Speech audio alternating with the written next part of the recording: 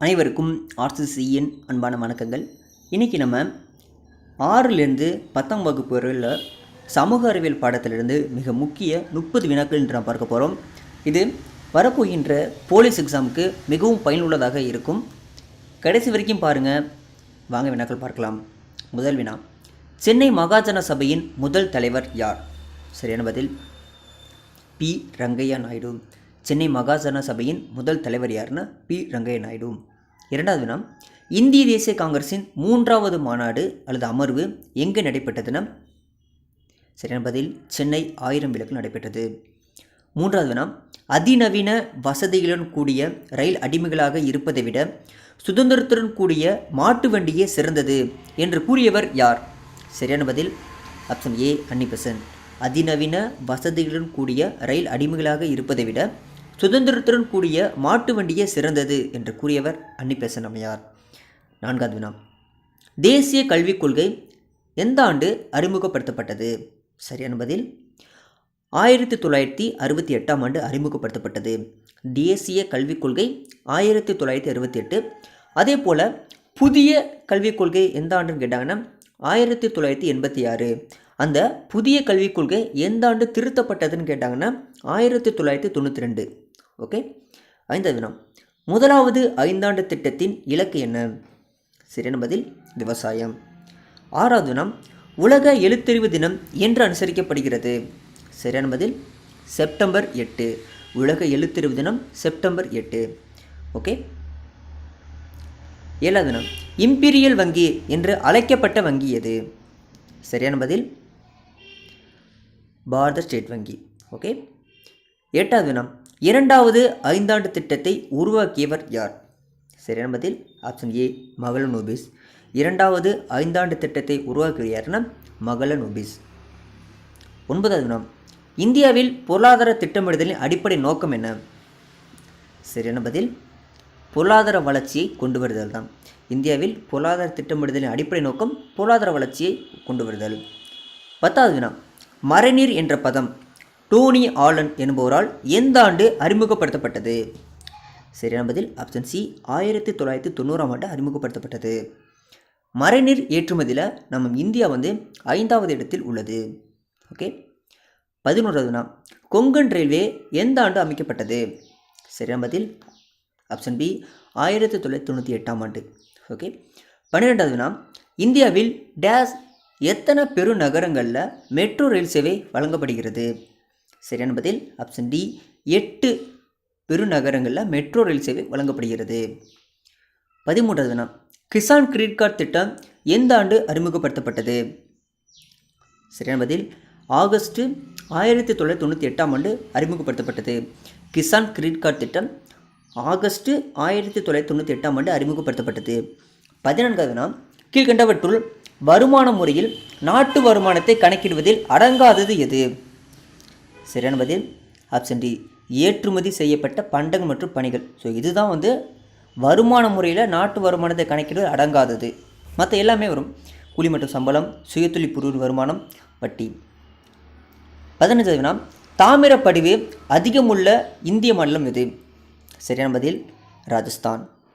16வது வினா, நால்கோ தேசிய அலுமினிய நிறுவனம் எந்த ஆண்டு தொடங்கப்பட்டது? சரியான பதில் 1981ஆம் ஆண்டு தொடங்கப்பட்டது. தேசிய அலுமினிய நிறுவனம் 1981ஆம் ஆண்டு தொடங்கப்பட்டது. ஓகே. அடுத்தது 17வது வினா, தூரிகை எல்லை எபித்திலியம் எதில் கண்டறியப்பட்டுள்ளது?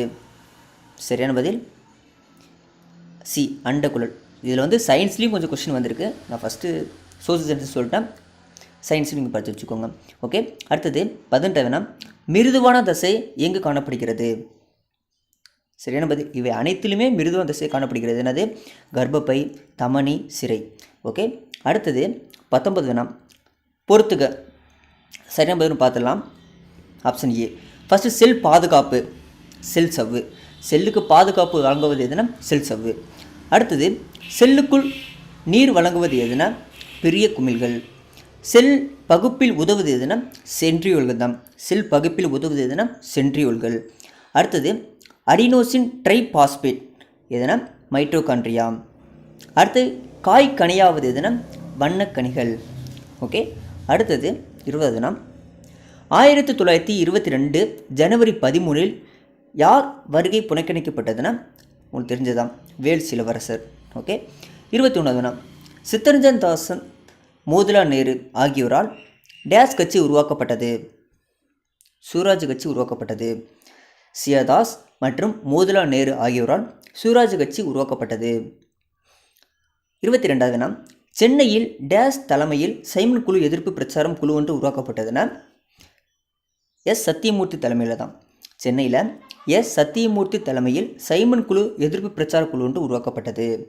ஓகே, இது எந்த ஆண்டு நடைபெற்றதுன்னா 1929 நடைபெற்றது. 23வது வினா. எந்த தசை தன்னிச்சையற்றதாக செயல்படும்? சரியான பதில் ஆப்ஷன் பி 2 மற்றும் 3.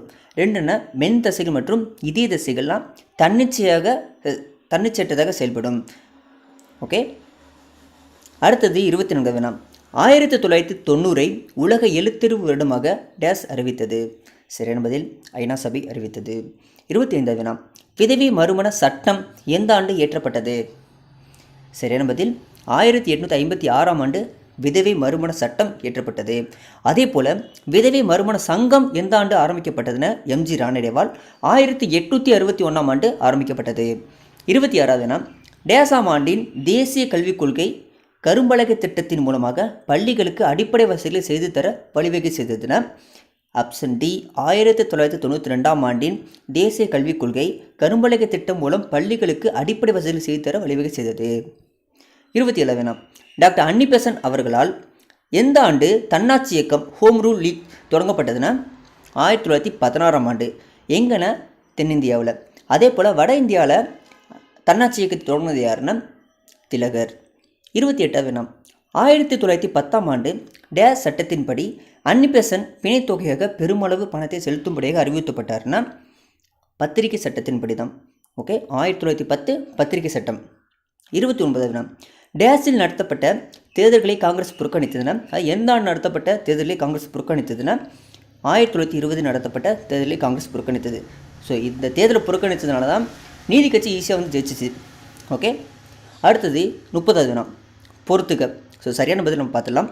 சரிங்க, ஃபஸ்ட்டு மைக்கா உற்பத்தி முதலிடம் வகிக்கும் இந்திய மாநிலம் ஆந்திர பிரதேசம். அடுத்தது மாங்கனீஸ் வந்து படிவுகள் எங்கே காணப்படுகிறது? ஒடிசாவில் காணப்படுகிறது. மேக்னீஸ் நிறுவனம் ஒடிசாவில் அமைந்துள்ளது. அடுத்தது இரும்புத்தாது சேலம். தாமிரம் ராஜஸ்தான். தாமிர படிவு எங்கே அதிகமாக காணப்படுகிறதுன்னு கேட்டாங்கன்னா ராஜஸ்தான். அடுத்த நிலக்கரி கருப்பு தங்கம். கருப்பு வைரம்னு சொல்லுவாங்க. கருப்பு தங்கம்னாலே பெட்ரோலியம். நிலக்கரி வந்து கருப்பு வைரம், பெட்ரோலியம் வந்து கருப்பு தங்கம் என்று அழைக்கப்படுகிறது.